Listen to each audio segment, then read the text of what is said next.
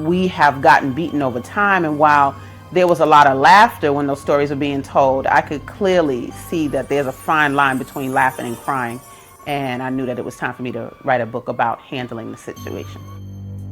And so it's very obvious that this came from being a slave, from a slavery experience, and that whole spare the rod, spoil the child.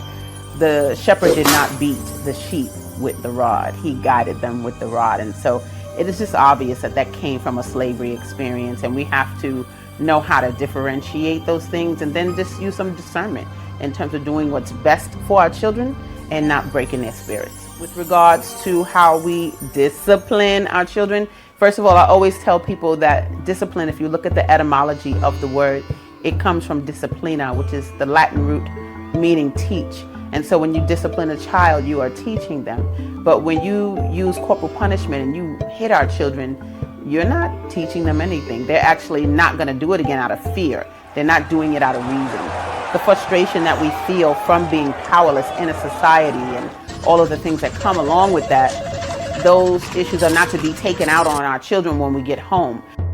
The definition of domestic violence says bringing harm to someone in your home or hurting someone in your home. So I want us to look at how we beat our offspring and how that's not giving them anything good. It's making them quote unquote obedient, but that's what you make a dog, that's what you make an animal. But when you're dealing with someone of higher intelligence, use their intelligence and start to talk to them in ways that give them power, make them feel supported, listen to their ideas, and it'll just be an easier parenting road for you.